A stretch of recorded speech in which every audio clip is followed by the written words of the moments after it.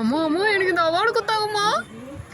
ஒரு பாட்டி கீழே உள்ள போனாங்களா, அவங்கள கையை பிடிச்சி காப்பாற்றணும்னா அதுக்கு நல்ல பொண்ணுமா நீ என்னை உயிரே காப்பாற்றிட்டே சொல்லி கொடுத்தாங்கம்மா.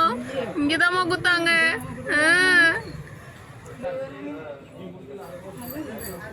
அக்கா எனக்கு இந்த உண்மை தெரியும், என்ன பண்ணேன்னு எனக்கு உண்மை தெரியும்.